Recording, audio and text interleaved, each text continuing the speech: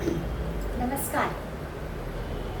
आज आता आपल्याला 3 तापानंतर खरं म्हणजे सगळ्यात दुःखकारक असणारी गोष्ट आणि आपल्याला सगळ्यांना म्हणजे जन्माला येणाऱ्या प्रत्येकाला ज्या गोष्टीला सामोरं जायचं आहे आणि त्याविषयी आपण कधीही चर्चा करत नाही, बोलत नाही, किंबहुना विषय निघाला तरीसुद्धा आपण ते जाऊ दे, त्याविषयी कशाला विचार करायचा. म्हणजे मृत्यू ही गोष्ट अशी आहे की आपल्याला बोलायला, चर्चा करायला त्यासंबंधी काही आवडत नाही. कारण ते जे दुःख आहे ते दुःख सहन होण्यापलीकडचं आहे. त्या मृत्यूविषयी आपण सामान्य माणसं ही अशा पद्धतीने थोडीशी घाबरलेली असतो. बाकी तर दुःख आपण आध्यात्मिक ताप पाहिला. काल एका मैत्रिणी मला विचारलं, एकदा परत सगळे तिन्ही ताप एकत्रित सांगू. ते खरं तर थोडक्यात असं आहे की आध्यात्मिक ताप याचा अर्थ आपल्या शरीरातून होणारं जे दुःख आहे, आपल्याला ताप येतो, आपल्याला पचनशक्ती बिघडते, डोकं दुखतं, डोळे येतात, जे काही आपल्या शरीराला होतं, शरीराच्या आतून काहीतरी बिघाड होतं आणि त्यामुळे जो काही ताप सहन करायला लागतो त्याला आपण आध्यात्मिक ताप म्हणतो. आधी भौतिक ताप म्हणजे बाहेरच्या वस्तूंमुळे आपल्याला ताप होतो. म्हणजे अगदी बॉम्ब हल्ला असू दे, झाड पडलं असू दे, विषाचा धक्का लागला असू दे, तव्यावरचं हात भाजलं असू दे, अशा बाहेरच्या वस्तूंमुळे आपल्याला जे काही दुःख सहन करावं लागतं त्याला आपण आधी भौतिक ताप म्हणतो. आणि हा देह टाकल्यानंतर आपण इथे जे काही चांगलं वाईट कर्म केलेलं आहे त्यानुसार आपली जी वरती नोंद झालेली आहे त्या नोंदीवर हुकून आपल्याला जिथे कुठे नरकात स्वर्गात जायला लागतं त्या तिथे असणारा जो ताप आहे त्याला आधी दैविक ताप असं म्हणतं. हे तिन्ही ताप आपण पाहिले. मग समर्थांच्या लक्षात आलं की सगळ्यात महत्त्वाचा जो आहे दुःख देणारी गोष्ट जी आहे तो ताप अधिक आहे. आणि म्हणून मृत्यूचा विचार आजच्या समासात समर्थ करणार. ज्या प्रवासाला आपल्याला खात्रीनं जायचं आहेच त्या प्रवासात काहीही बरोबर घेऊन जायचं नाही आहे. फक्त आपल्या मनाची तयारी करायची. की मनाची तयारी करण्याचा हा आजचा समास आहे.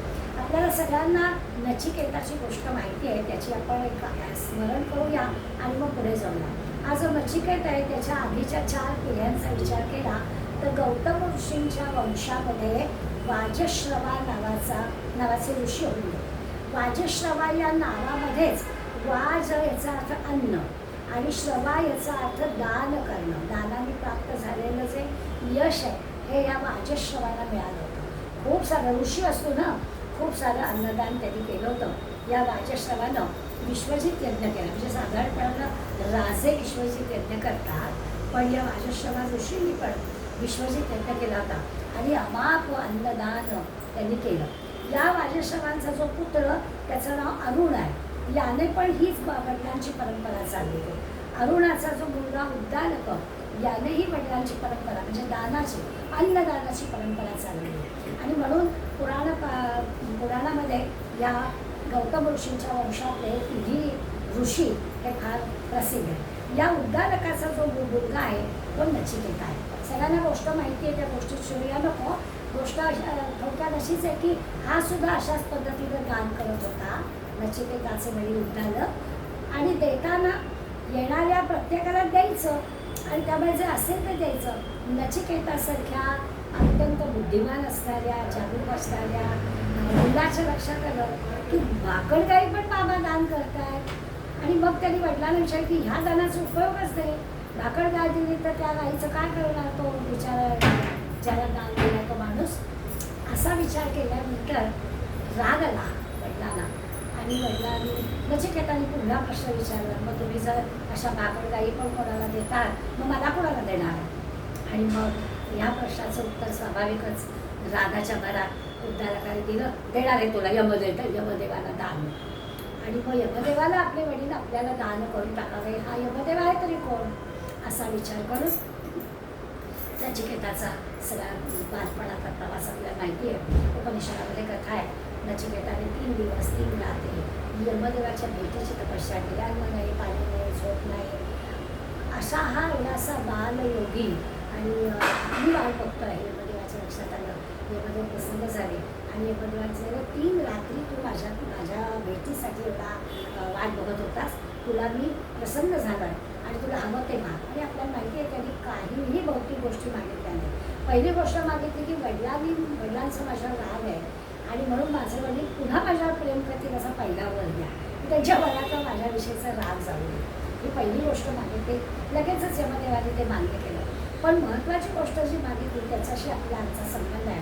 त्यांनी असं म्हटलं की हे नेमकं काय आहे, पाप पुण्य मृत्यू पुन्हा जन्म, आत्मज्ञान, ज्याला आत्मज्ञान होतं त्याला पुन्हा जन्म नाही, ज्याचा वासना संपलेला असतात त्याला पुन्हा जन्म नाही, हे जे सगळं मी ऐकतो या संबंधीचं मला ज्ञान द्या.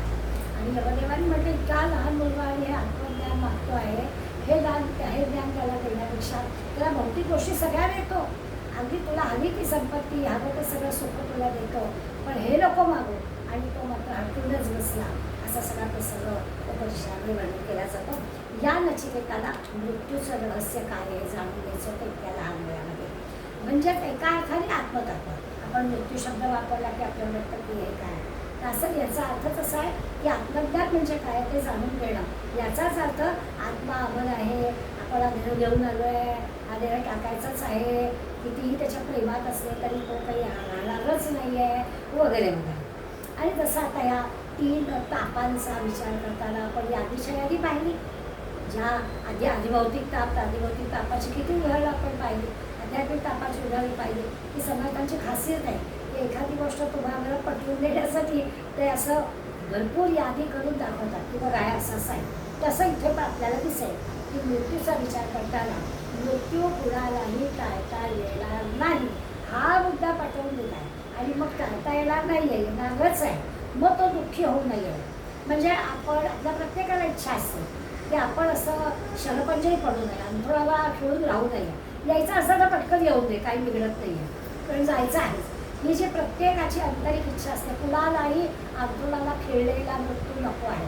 पण आपल्याला दिसतं आजूबाजूला मात्र असं की बिचारे वर्षोवरी वर्ष मृत्यूची माळ बघत असतात. आणि मग याला उपाय काय, तर याला उपाय संत मंडळी सांगतात, स्मरणांचे स्मरण असावे, हरिभक्तीस सादर व्हावे, मनोन कीर्ती सोडवावे येणे प्रकारे.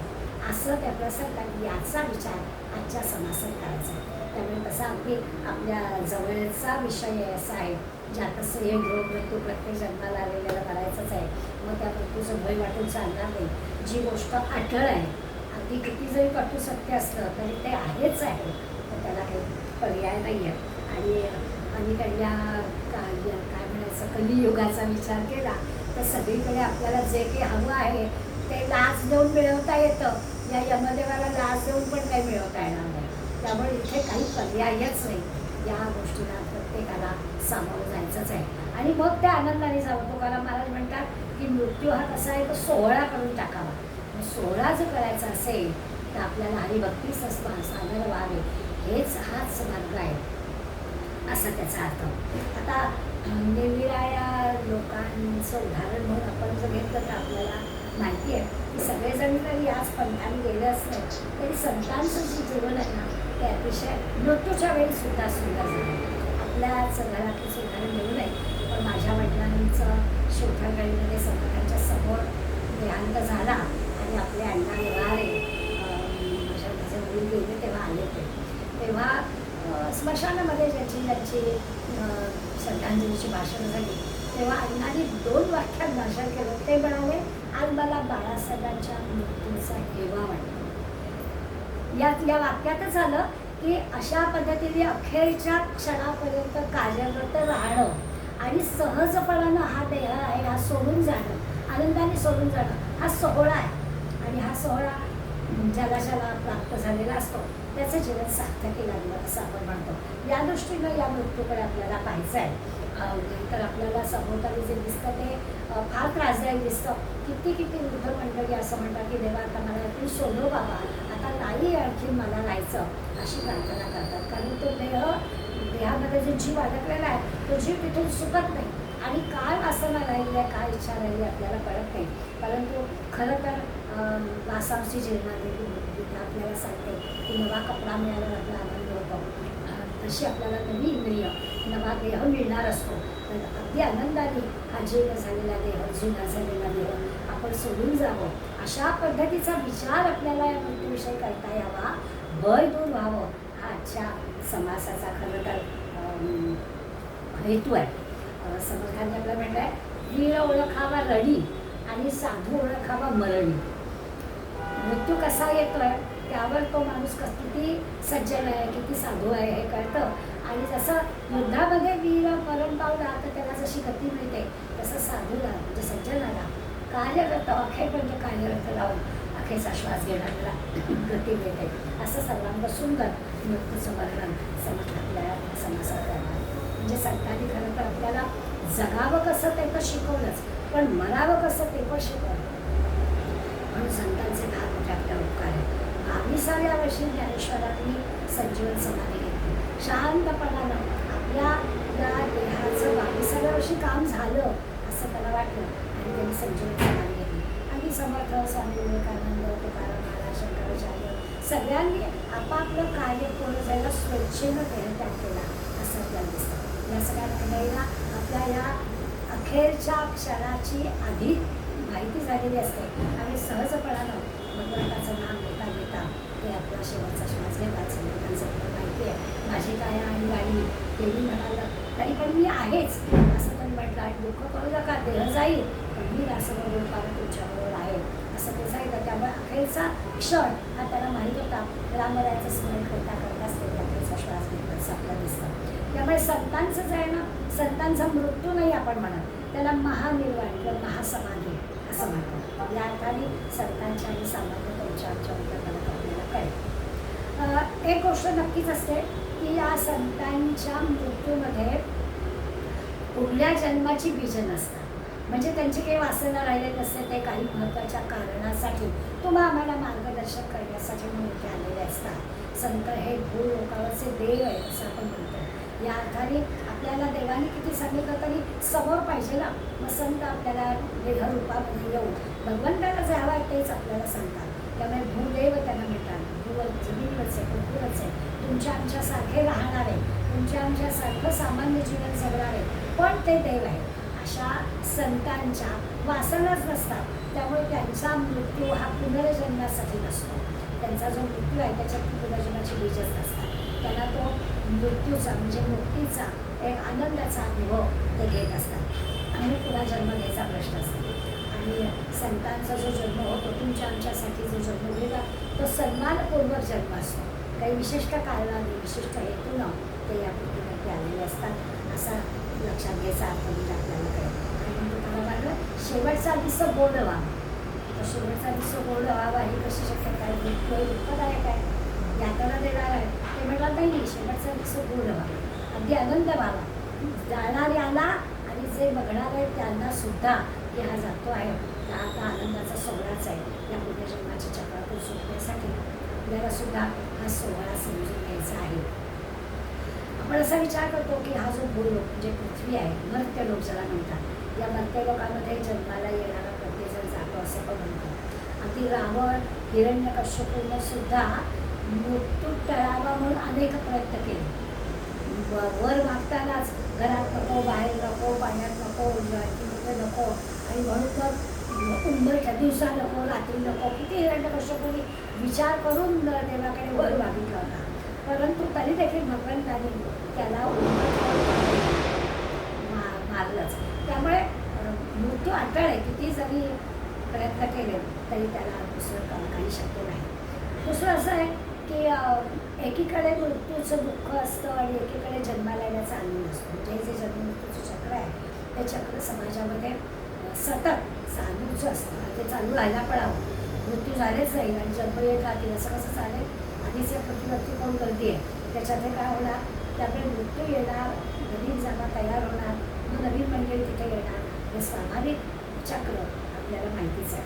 आम्हाला मृत्यू केव्हा येणार एवढीच फक्त गोष्ट आपल्याला माहिती आहे. येणार नक्की, फक्त केव्हा येणार हे माहिती नाही. मग काय करायला हवं? तर प्रत्येकच क्षण तयार राहायला हवं. एनी मोमेंट ये बाबा तयार आहे असं म्हटलं गेलं पाहिजे.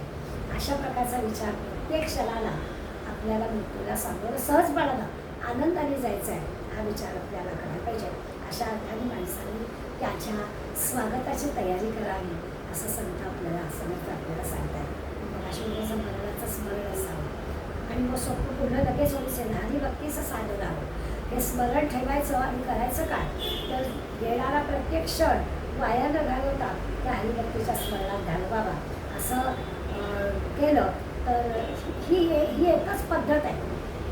मृत्यू टळणार नाहीच आहे, पण त्या मृत्यूला आनंदाने सामोरं जाण्यासाठी एवढी एकच पद्धत आहे. आणि दुसरं असं की बघाशी वेळेस बरोबर काहीच द्यायचं नाही आहे. मरताना बरोबर देता येतच आहे. येथीला अवघे येथीला अवघे येथेची राहते, ऐसे प्रत्यय असं येते. समर्थ म्हणतात हे सगळं आपण पाहतोय. जाणारा त्यांनी आयुष्यभर जे काही कमावलेलं जमवलेलं असतं ते सगळं इथेच ठेवून जावं लागतं. काहीच बरोबर घेऊन जाता येत नाही. मग असं जर आपल्याला आहे तर आता हे इथे आपण किती काळ आपण इथे असणार आणि मग आता जमवलेलं आहे ते आपल्याला घेता येणार नाही, याचा सुद्धा विचार समज आपल्याला करायला सांगतात. आता या कलियुगात याच्यामध्ये आपल्याला हा विचार फारच करायला हवा. आपण सगळं साठण्यासाठी करतो, बरोबर नेता येणार नाही आहे. नंतर मंडळी जी आहेत त्यांना मुळीच नको आहे तर करायचं काय, असा प्रश्न निदान साठवणं बंद करणं हा तरी आपल्याला एक मार्ग आहे. असा सगळा विचार समजताना आपल्याला करायला सांगितलेला आहे. आणखीन एक गोष्ट आहे की एवढं जरी मृत्यू येणारच आहे आणि आपल्याला ते पटलं असलं तरी माणूसला अहंकारी आहे. त्याला असं वाटतं की ठीक आहे येणारच आहे पण मला एवढ्यात नाही येणार असा माणूस विचार करा. असं पुष्कळ 5-25 वर्ष मी नक्की जगणार आहे, मी करते ना रोज योगा करते, रोज खाण्यावर माझं बंधन आहे, मी अगदी माझी तब्येत चांगली ठेवलेली आहे वगैरे वगैरे सगळा मनाशी विचार करते. आणि व्यक्ती असं म्हणते की मला नाही तू आठवडे बरोबर पण अजूनही 10-20 वर्ष नक्की. किंवा आपण दुसऱ्याबद्दल बोलतो कशाला मृत्यूबद्दल विचार करते, आत्ता काही एवढ्यात होणार नाही असा विचार आपण एक करतो. आणि त्याच्यासाठी म्हणून हा जो अहंकार आपला आहे आपल्याला जसं वाटतं त्याच्याबद्दल वरती भगवंत असतो की म्हण बाबा तू असं, परंतु तुला काय माहिती मी केव्हा येणार आहे आणि तुला उचलणार नाही. त्यामुळे असा विचार केला की कुठल्याही क्षणी आपण तयार करणार त्याच्या अर्थ. एक गंमतशीर गोष्ट सांगतात, एक शिल्पकार होता, खूप सुंदर मूर्ती बनवायचा, खूप सुंदर मूर्ती बनवायचा, इतका बघायचा. एक दिवस त्याला असं वाटलं की अरे आपण एवढं सुंदर आपल्याजवळ कला आहे पण आपल्याला मृत्यूला तर काय होणार. मग तो काय करतो, तो स्वतःचेच पुतळे बनवतो, हुबेहूब स्वतःचेच अनेक पुतळे बनवतो. आणि प्रत्येकाला असं वाटतं की ते पुतळे बघून अरे बापरे हा स्वतः अगदी खरा माणूस इथे बसला आहे असं वाटतं. पण पाहतो ना परदेशात असे पुतळे केलेले सब मिळाचे आणि ते खरोखर अगदी हुबेहूब माणूस. कपिल देवचा फोटो पाहिला आपल्या स्वतः आणि खरंच कपिल देव तिथे आहे असे आपल्याला बघायला मिळतात. तर अशा मूर्ती तो घडवतो, अगदी हुबेहूब स्वतःच्या मूर्ती. त्यातला खरा कोण आणि मूर्ती कोणी बघणारा कळणारच नाही असं होतं. आणि मग खरोखरच त्याचा मृत्यू होतो आणि मृत्यूच्या वेळेला तोही त्या मूर्तींच्या रांगेत बसेल अशी व्यवस्था करतो. आधीच करून ठेवतो की मला असं बसला, त्या यमदेवाला येऊन दे आणि त्याला ओळखून देच. आणि यमदूतही येतात आणि त्या मूर्तींच्या रांगेतच त्याला बसवायला असतो हुबेहूब, काही फरकच नाही. ते यमदूत म्हणतात अरे बापरे एवढे एकसारखे लोक, आता यातला कोणाला द्यायचा. तर आपल्याला काही जमणार नाही. पण ते यमदेवा सगळं तुम्हीच या बाबा आज, आम्हाला काही जमत नाही. आता गोष्ट आहे की तर काय छान रंगवून सांगतात आणि मग यमदेव स्वतः येतात. यमदेवाला पण आश्चर्य वाटतं की असं कधीच नव्हतं घडलं. काहीला काहीतरी एका आणि दुसऱ्या माणसाचा फरक असतो, म्हणूनच आपले थंबचं घेतात ना, कारण प्रत्येक माणसाचा थंब घेतला तर तो वेगळा आहे. आणि इथे तो बघावं तर सगळे सारखे आहेत, यातला खरा कोण काही कळतच नाही. आणि यमदेवांना पण प्रश्न पडतो. कुणालाही प्रश्न पडला ना की नारद मुनी नावाची गोष्ट आहे की ते सगळ्या प्रश्नांचं सोल्युशन आहे. तसे नारद मुनींची आणि यमदेवांची भेट होती. काय चाललंय म्हणाले तर यमदेवाला अहो कधीही पृथ्वीवर न घडणारी गोष्ट घडली आहे, एकासारखे एक 7 आहे आणि यातला एकच आमचा आहे. काय म्हणाले कळत नाही असं कसं झालं, काहीच फरक नाही आहे, केसाचं हे सुद्धा फरक नाही आहे. मग नारद म्हणाले एवढंच ना, चल म्हणाले आपण दोघंजण जाऊया. आणि मग दोघंजण त्या प्रत्येक मूर्तीच्या ठिकाणी येतात आणि मग आपला हे विचार करते मध्ये मला हा खरा माणूस आहे का, काय सुंदर मूर्ती, सगळे कसे सारखे. तर नारद मुनी म्हणतात मीच केले. त्याबरोबर जो खरा असतो तो म्हणतो यांनी नाही केले मी केले, उचल वेळे याला. तो जो अहंकार आहे ना, तो जो मी केलं हा विषय आहे ना, तो मरताना सुद्धा माणसाचं सुटत नाही. हे त्या गंमतशीर कथेतून आपल्याला सांगायचं आहे की अरे तो अहंकार सोड, मीपणा सोड. तो मीपणा सोडला नाहीस तर त्या मृत्यूला सामोरं आनंदाने कसा जाशील. त्यामुळे हा अहंकार सोडणं फार मोठी गोष्ट आहे. ती पण आपल्याला याच्या सांगा. यक्ष प्रश्नामध्ये सुद्धा यक्षाने धर्मराज युधिष्ठिराला प्रश्न विचारला होता की सगळ्यात आश्चर्यकारक गोष्ट म्हणून आपल्याला विचारतात जगात आश्चर्य करता लगेच ताजमहालाचं नाव येतं. आणि यक्षाने प्रश्न विचारला का धर्मराजाला की अरे जगात आश्चर्यकारक काय, तर धर्मराजाने उत्तर दिलं, सगळ्यांना माहिती आहे मृत्यू अटळ आहे, तरी पण आपण अमर असल्यासारखं जे वागतात ना, हे आश्चर्य आहे. आणि खरी गोष्ट आहे की हे मोठं आश्चर्य आहे की आपल्याला सगळ्यांना माहिती आहे अवतार धारण करून आलेले राम आणि कृष्ण जरी असले तरीही त्यांना देहात आल्यामुळे मृत्यूला सामोरं जावं लागलंच नव्हतं. त्यामुळे मृत्यू हा अटळ आहे असं वारंवार विविध पद्धतीने सांगितलेलं आहे. ते आपण इतक्या पद्धतीने सांगून पुन्हा पुन्हा का सांगायचं, तर ते आपण पक्क लक्षात घ्यायचं आणि ही होणारी जी गोष्ट आहे त्याला न घाबरता अगदी आनंदाने सामोरं जायचं. याच्यासाठी ते सांगितलं आहे. ते पर्यटन नासेल आणि नासीला ते परत दिसतंच आपल्याला, त्यामुळे आपण काही घाबरायचं कारण नाही. गेलो तरी परत आपल्याला यायचं आहे आणि ते चांगलं याच्या आत्ता आहोत त्याच्यापेक्षा चांगलं आपल्याला यायचं आहे. याच्यासाठी हरिभक्ती करायची आहे, देवाचं नामस्मरण घ्यायचं आहे, पुण्याचा अंश वाढवायचा आहे. हा त्यातला खरा गरजेचा आहे. साहिब मुजियानीची एक कविता आहे आणि त्या कवितेमध्ये तो असं म्हणतो की जिओ तो ऐसे जिओ जैसे सब तुम्हारा है, जिओ तो ऐसे जिओ जैसे सब तुम्हारा है. इतकं आनंदाने जगा की सगळं आपलंच आहे. ही पृथ्वी म्हणजे सगळं आपलं आहे, विश्वाची माझे घर असं माऊली म्हणतात तसं हा साहिब म्हणतो. आणि पुढे म्हणतो मरो तो ऐसे मरो तुम्हाला कुछ भी नाही आहे. मरायचं तर असं की इथं आपलं काही शिल्लक ठेवायचं नाही, काही नाहीच घेऊन जायला बरोबर. अशा पद्धतीनं लक्षात घ्यायचं आहे आणि तुला सांगितलं जायचं आहे. आपण समर्थांच्या पौर्यांच्या गोष्टीवर विचार करूया म्हणजे आपल्याला अधिक त्याचा आनंद घेता येईल. आता आपल्या लक्षात आलं की हा मोठा न चर्चा करता येणारी काही गोष्ट नाही आहे. याची सहजपणानं आपण चर्चा करू शकतो. असंच ते मृत्यूनं सगळं संप्राय वगैरे असं काही मानायचं कारण नाही. असं संपत काही नाही, म्हणजे खरं नाहीच आहे. मृत्यू ही गोष्ट संपत नाहीच, आत्मा आहेच आहे. त्यामुळे हे सिद्ध करण्यासाठी अनेक तत्त्वज्ञान, अनेक धर्मग्रंथ, अनेक सद्ग्रंथ यांची धडपड आहे की हे कळावं की मृत्यू ही संपणारी गोष्ट नाही. मृत्यू हे येणारच आहे, फक्त बदल होतो. हा देह जातो, दुसरा देह येतो, अधिक चांगला येतो. नवीन वस्त्र घेताना आपण अधिक चांगलं घेतो नाही का, तसं आहे. अधिक चांगला देह आपल्याला मिळतो. मृत्यूचा अंतकाळाचा सूक्ष्म अभ्यास म्हणजेच तत्त्वज्ञान असं प्लेटोनी डेफिनेशन केलं. तत्त्वज्ञान म्हणजे काय, तर अंतकाळाचा अभ्यास प्लेटोची व्याख्या आहे. दुसरं काही नाही, फिलॉसॉफी म्हणजे काय आहे की आपल्या अंतकाळी आपण काय करतो त्याचा अभ्यास करतो. उपनिषदाने पण मृत्यूचा विचार केला आहे. आपण बचतगटाचा उदाहरण घेतलं त्यामुळे आपल्याला माहिती आहे कठोपनिषदामध्ये मृत्यूचाच विचार बचतगटाच्या याच्यावर केलेला आहे. प्रश्नोपनिषदात सुद्धा मृत्यूचाच विचार केला आहे. छांदोग्य उपनिषदात सुद्धा शांडिल्य विद्या सांगितली. शांडिल्य विद्या म्हणजे मृत्यूचाच विचार. सगळ्या तत्त्वज्ञानाच्या ग्रंथामध्ये गीतेमध्ये सुद्धा मृत्यूचा विचार त्या ठिकाणी केलेला आपल्याला दिसतो. अगदी विभूती योग सांगताना सुद्धा भगवंताने मृत्यूचा विचार आपल्याला सांगितलेला आहे. त्यामुळे हा विचार काही वर्ज्य नाही आहे. धर्मग्रंथांमध्ये, शास्त्रग्रंथांमध्ये याच विषयाचा विचार आधी केलेला आहे असं आपल्याला दिसतं. याचाच अर्थ असा की जे काही आत्मस्वरूप आहे, खरं आपलं जे स्वरूप आहे त्या स्वरूपाचा विचार करायचा, त्याचं विस्मरण होऊ द्यायचं नाही.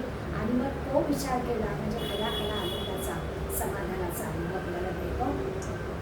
अगदी मर्त्य लोकांमध्ये सुद्धा हा आनंद आपल्याला घेता येतो. आणि मग जन्माला असताना पण तो आनंद आणि मृत्यूनंतर सुद्धा, देह टाकल्यानंतर सुद्धा तो आनंद होतो. ते असं म्हणतात की असं आहे की जन्माला येणं आणि जाणं या दोन्ही गोष्टी म्हणजे जन्माला येतो तेव्हा अव्यक्तातून व्यक्त होतो आणि मृत्यू होतो म्हणजे व्यक्त होतो ते अव्यक्त होतो. दोन्हीकडे तो संधिकाल आहे. फरक काय आहे तर जन्माला येतो तेव्हा वासनेतून जन्माला येतो, अव्यक्तातून व्यक्त होतो, जन्माला येतो, पण तेव्हा वासनेतून आपला जन्म होतो. आता इथे सगळी वासनांची तृप्ती झाली, आपल्याला ही सुवर्ण संधी मिळाली, नरदेह मिळाला आहे. नेमकं काय कर्म करावं, पुण्यकर्म करावं हे सगळं सांगितलेलं आहे. ते केलं तर या व्यक्तातून अव्यक्ताकडे जाताना कुठे जायचं हे आपल्या हातात दिलेलं आहे. जर आपण पुण्यकर्म केलं तर भगवंतानी आपल्याला नेमकं कुठे न्यावं या संबंधीची आपण तयारी केलेली आहे. वास्तवेतून जन्म घेताना ते आपल्या हातात नाही आहे, कुठे जन्म घ्यायचं आपल्या हातात नाही. पण नरदेह मिळाल्यानंतर आपल्या प्रयत्नांनी चांगलं कर्म करून चांगल्या ठिकाणी अधिक चांगला जन्म मिळवण्याची कामगिरी आपल्याला करता येते. त्यामुळे तिथे व्यक्तातून अव्यक्ताकडे जाताना एक सुवर्ण संधी भगवंतांनी दिलेली आहे, त्याचा विचार पण आपल्याला करायचा. जन्मभर या नरदेहाचे जे आत्मानंदाचं जे ध्येय आहे, त्या आत्मानंदाचं ध्येय विसरायचं नाही, त्या सांगण्यात राहायचं, हा त्याचा अर्थ. आता इतकं जर हा आनंद, समाधान, शरणाचा व्हावा असं जर सगळं आहे, तर या पहिल्या 6 ओव्यांमध्ये समर्थाने आपल्याला आपलं कर्म तपासायला सांगितलं. कारण त्यावर सगळं अवलंबून आहे ना. आपलं कर्म जर चांगलं असेल तर मग आपला जो अखेरचा प्रवास आहे, अखेरचा टप्पा आहे, तो टप्पा आपला चांगल्याला लागता येईल. मग कर्म ठरवतं म्हणजे काय, तर अगदी मृत्यू कुठे येणार, कसा येणार, हे सगळं आपलं कर्म ठरवतं. दुसऱ्या ओळीमध्ये सांग, नित्य काळाची संगती, न कळे होणाराची गती, कर्मासारखे प्राणी पडती नाना देशी विदेशी. आपला या देशात देह टाकणार, विदेशात आपलं काही होणार आहे, काय होणार आहे, कुठे आपण अखेरचा श्वास घेणार आहोत, ही सगळी गोष्ट ठरते कुठे, आपलं कर्म ठरवतं, असं ते आपल्याला सांगतात. आणखीन एक गोष्ट सांगतात की अवचित काळाचे म्हणी आहे, मारिक सुटती एक असेल, नेऊन घालती उधारे नृत्यपंथी. ही जी 4थी ओवी आहे, त्या 4थ्या ओवीमध्ये समर्थाने आपल्याला सांगितलं की हे जे मृत्यूचे दूत आहेत ना, म्हणजे काळ म्हणजे काळाचे दूत आहेत, अवचित काळाचे म्हणी आहे. म्हणजे हे जे काळाचं जे मृत्यूचे दूत आहे, हे दूत काय करतात, एकदम येतात आणि जीवाला मारीत सुटतात, मग पुढे घालून कुठे नेणार, तर मृत्यूच्या मार्गाकडे येतात. तर हा अवचित घाला येईल, पण आपल्याला माहिती आहे तो अवचित घाला यायला आपण तयारच राहायचं. म्हणून तर आपल्याला पहिल्या 6 ओव्यांमध्ये आपण आपला मृत्यू कुठे येणार, कसा येणार, याच्यासाठी आपल्या कर्मावर सगळं अवलंबून आहे असं खात्रीने सांगतो.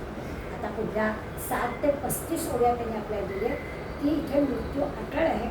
लहान असो, थोर असो, श्रीमंत असो, गरीब असो, स्त्री असो, पुरुष असो, राजा असो, रंग असो, कुणीही असू दे, त्याला मृत्यू आहे याची यादीच मोठी दिली. आता ह्या 7 ते 35 ओव्या काही अभ्यासाची गरज आहे, आपल्याला कळलं. प्रत्येक जातसे मृत्यू येणाऱ्याला मृत्यू आहे, पण तरीही आपल्याला असं वाटतं की एखादा श्रीमंत माणूस आहे, त्याला सगळ्या सुखसुविधा आहे, राजा आहे, त्याच्या दिवसापायथ्याशी उत्तम वैद्य आहे, याला कशाला मृत्यू येईल असं वाटतं. सगळं छानच चाललं आहे, सकाळी रोज छानपैकी खुराक चालला आहे, अन्न अगदी सगळं स्वच्छ शुद्ध सात्विक मिळत आहे, मग याला मोठे मृत्यू येणार नाही असा आपला समज होईल. आणि म्हणून ते आपल्याला सांगतात, लहान थोड कोणी असू दे, कुठल्याही क्षेत्रात असू दे, मृत्यू अटळ आहे. 21 ओवी सांगतात, मृत्यू न म्हणे शास्त्रज्ञ, मृत्यू न म्हणे वेदज्ञ, मृत्यू न म्हणे सर्वज्ञ, सर्व जाणे. सगळं जाणणारा असला तरी त्याला मृत्यू येणार आहे. वेद जाणणारा असला मृत्यू येणार आहे, शास्त्र जाणणारा असला मृत्यू येणार आहे. नाही तर अहो कुठले डॉक्टर लोक मेलेच नसते ना, कारण त्यांना सगळंच माहिती आहे. पण तसं घडत नाही, त्यालाही मृत्यू येतोच, अगदी हार्ट अटॅक सुद्धा येतो. आता याला काय करावं, याचा अर्थच असा आहे की येणार याला जायचं आहेच असं समज आपल्याला सांगतात. एका ओळी म्हणतात, मृत्यू न म्हणे हा योगाभ्यासी, मृत्यू न म्हणे हा योगाभ्यासी, मृत्यू न म्हणे हा संन्यासी, मृत्यू न म्हणे हा काळासी वंचू गाणे. कोणीही इथे काही करू शकत नाही, कितीही काही करा तरी मृत्यू. चांगले 1400 वर्ष म्हणे जगले, इतका शरीर सांभाळण्याची इतकी त्यांची क्षमता होती योगाभ्यासाने मिळवलेली. 1400 वर्ष जगले, पण शेवटी 22व्या वर्षी समाधी घेणाऱ्या ज्ञानदेवांकडून त्यांनी हे घेतलं आणि मग आपला देह टाकला. त्यामुळे दुसरा देह जी परत येतो शेवटी गेलाच असं आपल्याला दिसतं. त्यामुळे ते आपल्याला सांगायची खरी गोष्ट आहे की हा अटळ कुणीही असतो, कितीही जाणकार, कितीही बुद्धिमान, कितीही श्रीमंत, अगदी कितीही देशात विदेशात कुठेही असतात, तरी मृत्यूने सामोरं जावंच लागतं असं. 40व्या ओळीमध्ये 30व्या ओळीमध्ये म्हणतात, मृत्यू न म्हणे हा संत. हे मुद्दामधला वेदज्ञ योगज्ञ असे मुद्दाम का विषय घेतले की कोणीही असू दे, चांगले झाला तरी वैद्य झाला तरी सगळ्यांना जायचं आहे. आता म्हणतात की मृत्यू न म्हणे हा संत, मृत्यू न म्हणे हा महंत, मृत्यू न म्हणे हा गुप्त होत असेल, की याला सगळ्या 7 विद्या प्राप्त आहे, अगदी त्याला गुप्त होता येतं आणि मा सगळ्या त्याला ज्ञात आहे, तरी देखील मृत्यू आहे. संत झाला तरी संत पदवीला आलेला असून सुद्धा तुमच्या आमच्या मार्गदर्शनासाठी तो येतो आणि त्याला जायचाही याच मार्गाने. त्यामुळे कुणीही मृत्यू टाळू शकत नाही असं खात्रीपूर्वक समर्थाने या 7 ते 35 ओव्यांमध्ये आपल्याला सांगितलं. पुढे 36 33 36 3 ओळीमध्ये हा अटळ कसा आहे हे तरी आपलं सगळं. खरं तर या भागामध्ये 50चा हा विषय झाला की तो टाळू शकत नाही, टाळू शकत नाही. तरी 3 ओळ्या विशेष करून समर्थाने आपल्याला सांगितलं. ते म्हणतात चारी खाली चारी बाहेर, 84 लक्ष जीव येऊन जन्मा आले तितुके प्राणी, म्हणजे आपल्या माणसाचं तर सांगितलंच, पण चारी खाली जन्माला आलेला जो जीव आहे त्या प्रत्येक जीवाला मृत्यू आहेच. पशु पक्षी प्राणी वनस्पती अगदी जीव जंतू सगळे सगळे या प्रत्येकाला येणं राहणं आणि जाणं या गोष्टी अटळ आहे असा नक्की खात्री करून विचार करा. पुढे 39 ते 45 या 6-7 ओळ्यांमध्ये मृत्यू जर आता येणारच आहे तर विवेकी विचारी जाणकार संत साहित्याचा वाचन करणारे अभ्यास करणारे यांनी काय करावं, यांचं काही वेगळेपण असेल का, तर या बाबतीची जाणीव ठेवावं आणि जीवनाचं सार्थक करून घ्यावं अशी कळकळीची विनंती समर्थ 39 ते 45 ओळ्यांमध्ये आपल्याला करून सांगणार आहे. ते आपल्याला सांगतात की काय करावं, ऐसे जाणून घ्या सगळे. आता हे कळलं ना, आठवडा आहे, जायचंच आहे, इथेच सगळं ठेवून जायचं आहे, एवढ्या सगळ्या गोष्टी सांगितल्या ना, तर ऐसे जाणून घ्या जीवाने हे सगळं जाणावं आणि याचं सार्थकची करावं.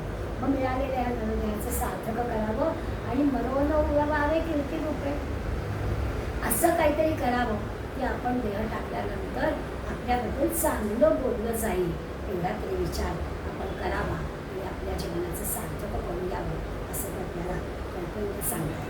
पुढे 46 ते 58 उभे आहेत. याच्यामध्ये तुम्ही कितीही पराक्रम गाजवा तरी देखील मृत्यू आहे. म्हणजे मगाशी जी आधी दिली त्याच्यामध्ये सांगितलं तोच भाग पुन्हा आहे, पण आता इथे तरी म्हटलं की या नरदेहामध्ये आल्यावर विशेष काहीतरी करून दाखवलं, विशेष पराक्रम एखाद्या क्षेत्रामध्ये केलेला आहे, तर मग आपल्याला मृत्यू टाळता येईल का असंच एखाद्याला वाटलं तर त्याची पण यादी त्यांनी आपल्याला दिली आहे आणि सांगितलं की नाही, किती पराक्रम गाजवलेला असता, गेले बहुत वैभवाचे, भरपूर वैभव आहे, अगदी बंगले कुठं कुठं आहे ते त्याला तरी माहिती आहे की असं वैभव असेल कदाचित, खूप वैभव आहे, गेले बहुत आयुष्याचे, गेले अगाध महिनेचे, दीर्घायुष्य असे, भरपूर वैभव इथे असे, पण जायला हवा याच मार्गाने असं ते आपल्याला खात्री सांगतात की दुसरा काही किती जरी केलं, बुद्धीचं वैभव असलं, पैशाचं वैभव असलं, आणखीन काही पराक्रम गाजवला असला तरी त्याचं इथे असताना त्या पराक्रमाचं विशेष कौतुक होईल, काही यशातला भाग नाही, पण मृत्यू टळणार नाही, तो हा येणारच येणार असं ते आपल्याला सांगतात. 47 वेगळा गेले बहुत पराक्रमी, गेले बहुत कपटकर्मी, गेले बहुत संग्रामी, संग्राम सौरे असं त्या मृत्यूबद्दलचं वर्णन केलं आहे की विद्येचा सागर जरी असला किंवा बळाचा डोंगर जरी असला, त्यांना कुबेर जरी असला, म्हणजे खूप श्रीमंत जरी असला तरी मृत्यूपंथानेच जायचं नाही असा त्याचा अर्थ. आता असं जर आहे आणि उपाय पण आपल्याला सांगितलं की भगवंताच्या अनुसंधानात राहणं एवढा एकच उपाय आहे, दुसरा काही आपल्याचा उपाय नाही. मग आता त्या अनुसंधानात राहायचं असेल तर त्या मृत्यूला भगवंताच्या अनुसंधानात राहून शेवटचा दिवस बोल होण्यासाठी त्याला सामोरं जायचं आहे, हा त्या सगळ्याचा अर्थ. आणि मग अखेरच्या टप्प्यावर सारे गेले पण संत टिकले. आता संतही याच मार्गाने जाणार असं आपल्याला ओवी सांगितली मगाशी, पण तरी देखील 59व्या ओवीत ते सांगतात की सगळे जातात, संत टिकतात. कारण काय, संत टिकतात अशा अर्थाने की त्यांना परत जन्माला यायचं नसतं, त्यांना आत्मज्ञानाची प्राप्ती झालेली असते, स्वस्वरूप कळलेलं असतं, त्यामुळे त्या अर्थाने ते टिकले. देह टाकणार आहे पण त्यांना परत यायचं नाही. सामान्य तुम्हाला देह टाकला असला तरी आपल्या पापापुण्याच्या हिशोबाप्रमाणे आपल्याला परत यायला लागेल. संत त्यांच्या कामापुरते आले होते, धनदेहात आले होते, मृत्यूच्याच मार्गावर त्यांना जायचं आहे, पण तरी देखील ते टिकले. म्हणजे काय, आत्मज्ञानाची प्राप्ती झाल्यामुळे त्यांना परत यायचा प्रश्न निर्माण होणार नाही. हे सगळं सांगणारे जे समर्थ आहेत ना, त्या समर्थांचा आपण विचार केला तर खरोखर असं वाटतं म्हणजे अगदी वशिष्ठ, वामदेव, नारद मुनी जे मोठे मोठे पुराणा काळातले ऋषीमुनी होऊन गेले ना, त्यांच्या यादीत समर्थ आहे. आणि म्हणून त्यांच्यासारखं जसं आपण सुरुवातीला परिसरांचं उदाहरण घेतलं, गीतेचं उदाहरण घेतलं, या सगळ्यांनी जो विषय सांगितला तो समर्थाने दासबोधामुळे आपल्याला आणखीच सोपा करून सांगितला. या अर्थाने यांच्या यादीमध्ये समर्थ बसू शकतात. आपल्या अंगी दिसून राहील इतकं त्यांचं प्रगाढ निरीक्षण आपल्याला दिसून येतं. किंवा आपण असं पण म्हणू शकतो की उपनिषद, गीता, वेद, वाङ्मय यांच्या यादीत दासबोध पण आहे. जसं दासबोधाची सुरुवात करताच या सगळ्या बेसवरच मी लिहितोय असं समर्थ म्हणाले, तर ते आपल्याला प्रकर्षाने या समस्येने जाणवतं की समर्थाने खरोखरच याचा विचार केला. मग अशी जसं मी म्हटलं की या संतांचं जे निर्माण आहे त्याला आपण महासमाधी, महानिर्वाण असे शब्द वापरतो. कारण या मंडळींनी, अशा मंडळींनी या देह टाकण्याची सगळी तयारी केली असते, ज्याला आपण आत्मार्पण म्हणतो. एक दोन चार उदाहरणं आपण दिली की आत्मार्पण म्हणजे काय ते आपल्या लक्षात येईल. तसं आपण सावरकरांबद्दल म्हणतो की सावरकरांनी कर्मपरिश्रम केला, म्हणजे आता हा देह टाकायचा होता ही काही व्यवस्था स्वतः केली होती आणि मग त्या केलं आणि हळूहळू प्रारंभाशी करून आपला देह टाकला. कुमारीला घट्टचे होते त्यांनी अग्निदिव्य केलं आणि आपला देह संपवला. अनेकांची उदाहरणे आणि ते शंकराचार्यांनी गुहेमध्ये प्रवेश केला आणि आपला देह संपवला. गौरांग प्रभू आहेत त्यांनी पुरीला जो सागर आहे त्या सागरामध्ये अगदी हे कृष्ण असं म्हणत त्या सागरामध्ये प्रवेश केला. म्हणजे भगवंताच्या भेटीची एवढी त्या गौरांग प्रभूला आस लागली होती की ते कृष्ण म्हणून असे आक्रोश करत होते आणि जणू की कृष्णाने पाण्याच्या माध्यमातून, सागराच्या माध्यमातून त्यांना आपल्याजवळ घेतलं असा भाव त्यांच्या मनात होता आणि त्यांनी जनसमाधी घेतली. ज्ञानेश्वर माऊलीचा आपल्या घाटीचे आळंदीला त्यांनी समाधी घेतली. समर्थांनी सुद्धा अखेरच्या ह्याच्यामध्ये त्याग केला होता आणि रामनामाच्या भजनामध्ये अखेरचा श्वास घेतला. नाथांनी पण गंगेमध्ये आपलं देह समर्पण केला होता. तुकोबा महाराजांनी आलंच ना, विमानच आलं आणि वैकुंठाला भगवंत घेऊन गेले त्याला. आम्ही जातो आमच्या गावा आमचा रामनाम घेऊन असं तुकाराम महाराजांनी सदैव वैकुंठवासी झाले.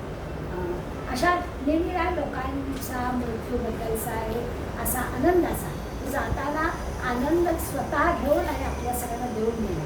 मृत्यू कसा असावा, त्याचा सोहळा म्हणजे काय याचा विचार करतो. असे मृत्यूविषयक विचार सगळ्या ग्रंथांमध्ये आहेत. खूप विचार वाचलेला एक नाथांच्या चरित्रामध्ये गोष्ट सांगतात की नाथांकडे सज्जन व्यक्ती यायची आणि नेहमी चर्चा झाली, काही बोलणं निघालं की पुढे म्हणायची नाथांना की तुम्ही किती हो शांत असता, तुम्हाला कधीच कोणाबद्दल राग कसावं येत नाही, किती हो तुम्ही शांत असता, असं ती व्यक्ती नाथांना नेहमी म्हणायची. खूप दिवस असं झालं की विविध विषयांवर चर्चा, छान चर्चा व्हायची, व्हायचं आणि मग त्या कोणत्या चौघांमध्ये ते म्हणायचेच की तुमच्याकडे हे जे आणि आपल्याला माहितीच आहे की त्यामुळे म्हणजे नाथ आणि शांती हे वेगळं नाहीच आहे. इतका आनंदाचा, शांतीचा, समाधानाचा नाथांकडे बघून बघणाऱ्याला पण वाटतं आणि त्यामुळे तो अगदी प्रामाणिकपणानं नाथांच्याकडे कबूल करायचा की तुम्हाला किती शांत तुमच्याकडे बघितलं वाटतं, असं कसं तुम्ही राहू शकता या एवढ्या भोवताली घडणाऱ्या गोष्टींचा आणि माणसांच्या वागण्याचा तुम्हाला कधीच कसं राग येत नाही. आपल्याला माहिती आहे नाथांच्या चरित्राची गोष्ट की परीक्षा घ्यायला आलेला माणूस एक जण नाथ सगळ्यांना काय काय देत राहायचं आणि मग कुणाला तरी जवळच्या खेडेगावातल्या एका माणसाला कळलं आणि त्याच्या घरामध्ये पैसा नव्हता, त्याच्याजवळ घरात कार्य ठरलं होतं. मग कोणीतरी ते असेल तर तू पैठणला नाथांकडे जाते, तुला पैसे देते, ते सगळ्यांना मदत करतात. आणि मग बिचारा आला पैठणला आणि असं असतात ना गावात पण गुंड मंडळी असतात, तर तसं वेशीवरती 2-4 तरुण मंडळी बसली होती. हा नवीन आलेला माणूस त्यांना कळला, तर काय हो कुठे निघाला, यांनी पण विचारलं की नाथाचा वाडा कुठे हो, मला नाथाकडे जायचं आहे. तसे ते म्हणाले काय काय काम आहे तुझं, काय अहो नाथ सगळ्यांनी मदत करतात ना, मला पण मदत आली आहे की सगळ्यांना ठरलं तर मी नाथांकडे. प्रामाणिकपणानं खेडेगावातली माणसांना प्रामाणिकपणे त्या काळातली नक्कीच असणार. त्यामुळे तरी विचारलं की सांगून टाकलं आपण कशासाठी येत आहे.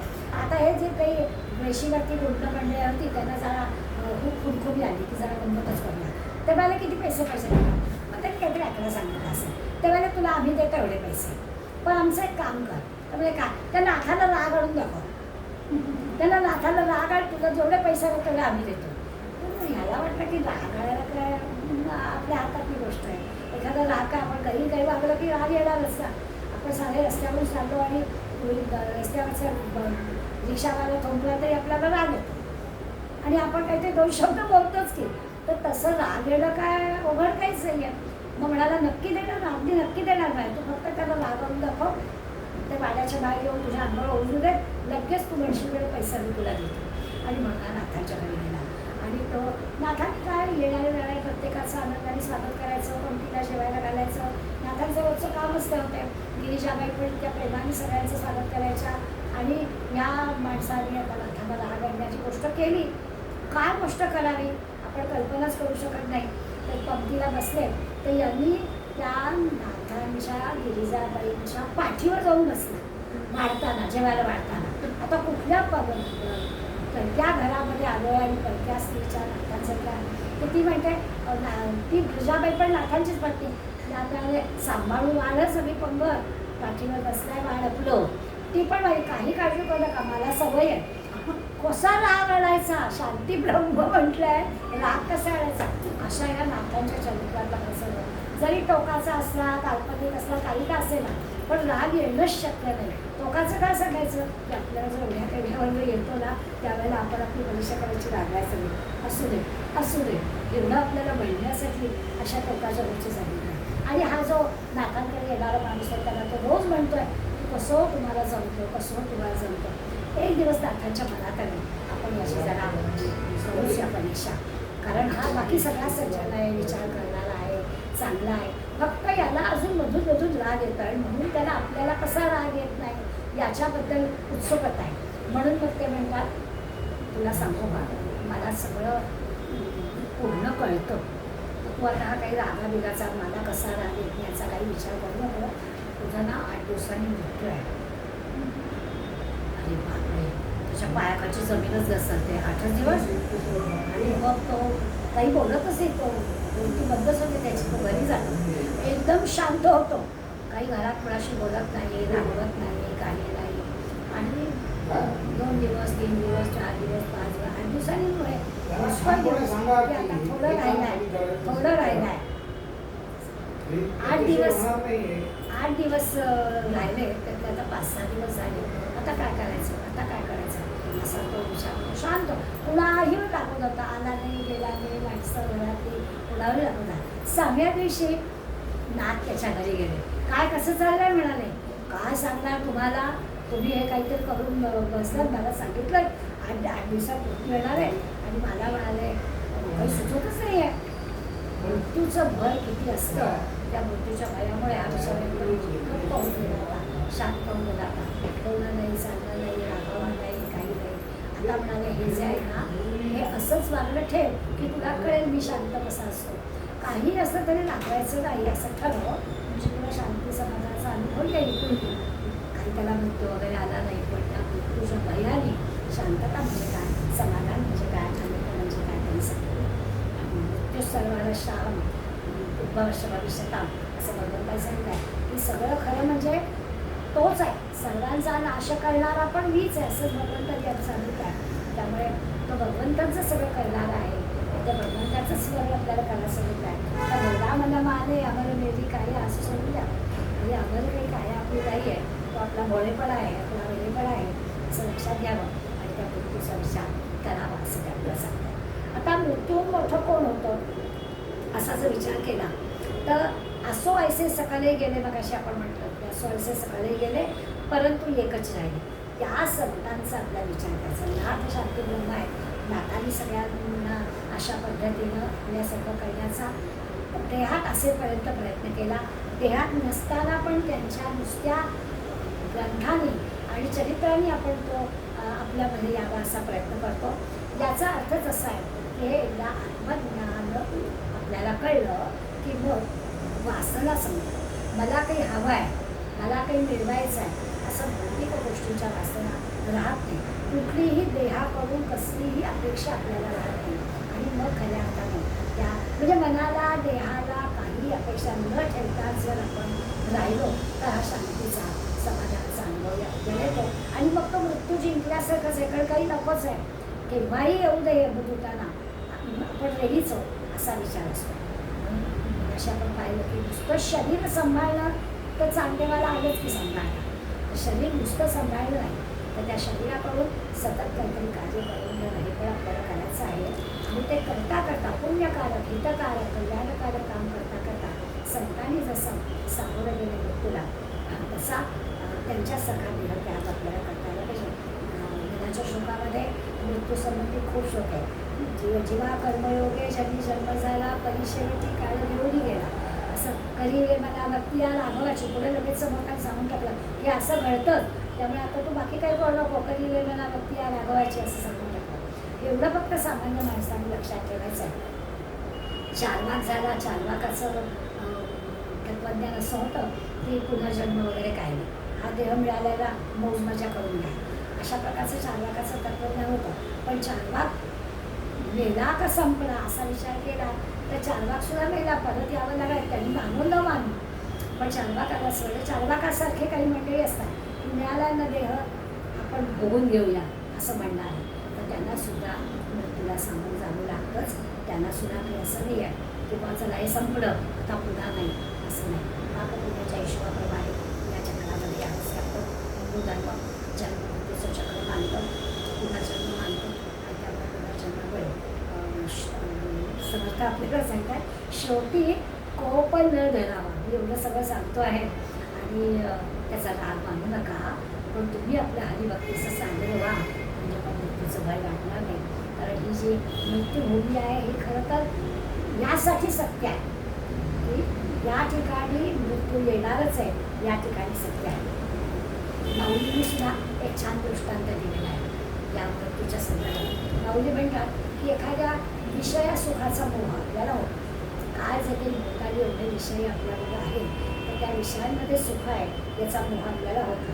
पण प्रत्येक वेळेला माऊली म्हणतात असं लक्षात घ्यायचं की ते अनित्य आहे. त्यातलं जे सुख आहे ते सुख काही चिरकाळ टिकणारं नाही आहे, हे ज्याच्या लक्षात येतं. माऊलींनी दृष्टांत दिला आहे विषारी मुळ्यांचा.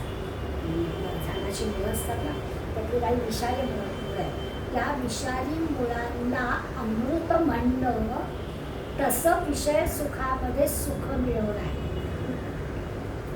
विषाची मुळी, त्याचं काय होणार, त्याचा जर रोज पोटात गेल्यावर काय होतं आहे ते नाहीच आहे. तसं विषयांमध्ये सुख मिळतं, भोगून नाही मस्त मजा करून जाईल असं म्हणणं हे विषाची मुळी घेण्यासारखं आहे असं माऊलींनी सांगितलं. आता हे असं टोकाचं आपल्याला चटकन लक्षात येत नाही किंवा पटत नाही आपल्याला. असं वाटतं तरुण वय आहे, अजून आपल्याला जमत आहे, मजा करून घेऊया, त्या मजेला काही अर्थ नाही. तुला सामोरं जायला कधी जायचं आहे माहीत नाही, वेळ किती काळ आपल्याजवळ येतो आपल्याला माहीत नाही. त्यामुळे अजिबात विषयांमध्ये वेळ वाया न दवडता हरिभक्तीचं साधन राहावे असं त्यातलं असतं. मृत्यू लोकात वावरणं असं जे म्हणतो म्हणजे माऊलीला पेटलेल्या वणव्यात सापडणं. म्हणजे आपण मृत्यू जन्म घेतलाय ना, खरं तर आपण आईच्या गर्भातलं दुःखाचं वर्णन आधी पहिलं जन्म दुःख निरूपणातच यात संदर्शकात केलं, तेव्हा जसं आपल्याला दुःख भोगावं लागलं तसं ते म्हणतात की या जन्मामध्ये जन्माला येण्यापासून विषय सुख भोवताली इतक्या सुखाच्या वाटणाऱ्या गोष्टी आहेत, पण ते सगळं जे काही आहे तो वणवा आहे. वणव्यात जसं सगळं गवत पेटून जातं तसं आपलं आयुष्य वाया जातं विषयांच्या वणव्यात. मृत्यूसंबंधी विचार केला तर काही उदाहरण आपल्याला आठवतात, कारण ज्यांना ह्या मृत्यू येणारच आहे, अटळ आहे, याच्यामध्ये शोक करायचा नाही आणि त्यांनी त्यांचं वर्तन तसं दाखवलं. लोकांना टिळकांची लगेच आपल्याला आठवण होते. प्लेगची साथ आली होती त्या काळामध्ये आणि त्या प्लेगच्या साथीमध्ये घराघरातून माणसांचे मृत्यू होत होते. अगदी कोणीच त्याच्यातून टळू शकत नव्हती. आता जसं आपण कोरोना काळामध्ये पाहिलं की आपल्या हातात काही नव्हतं, पण प्रयत्न करायचे, पण असं घडत होतं. तसं त्या काळामध्ये प्लेगची साथ आली होती आणि लोकांना केसरीचा कार्यालयामध्ये अग्रलेख लिहायला बसले होते. स्वतःच्या घरामध्ये केसरीच्या मुलाचा मृत्यू झाला. केसरीच्या कार्यालयामध्ये शेजारचा मुलगा सांगायला आला की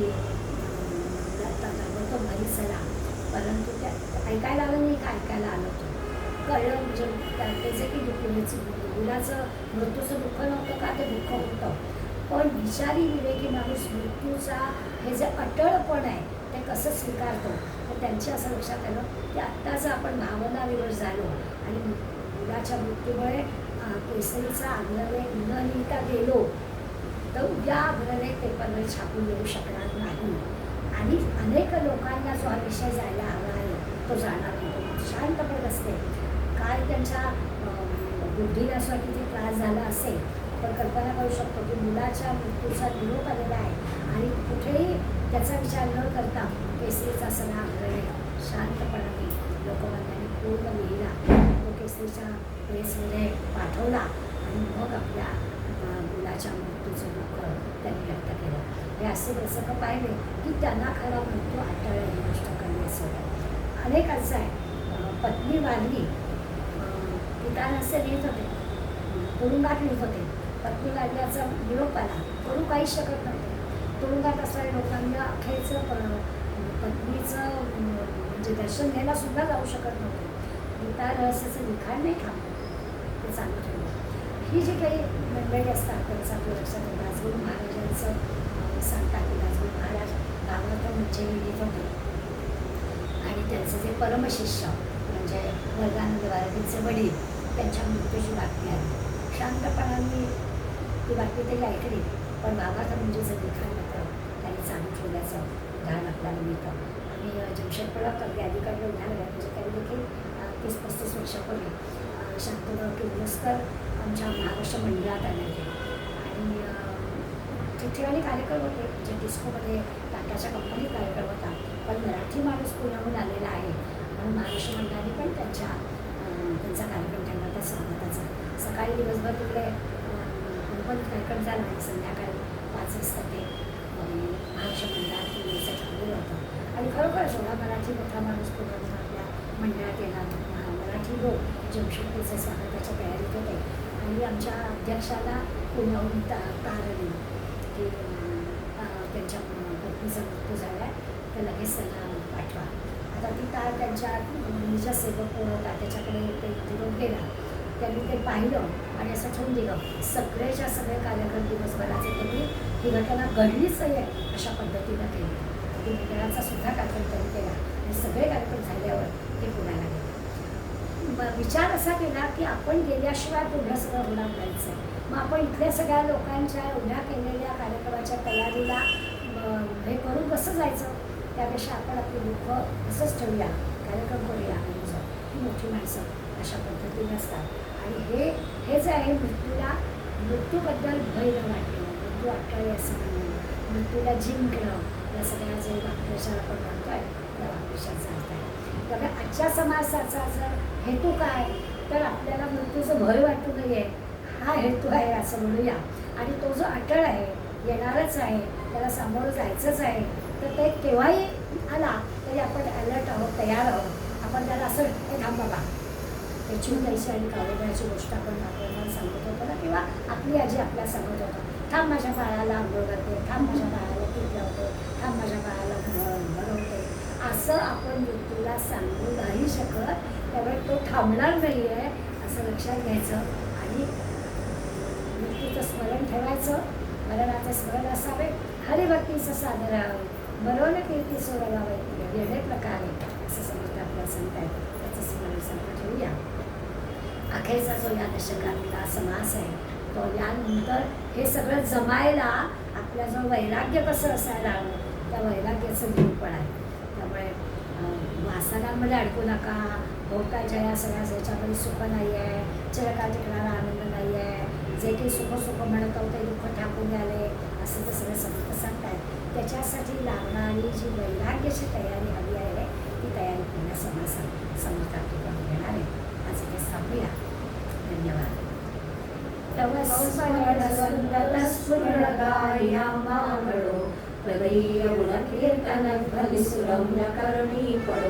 स्वदेश हित रक्षणा विणदृष्टी कथानावळो तुझ्या समनिया मुची तनुही देशकारी पडो.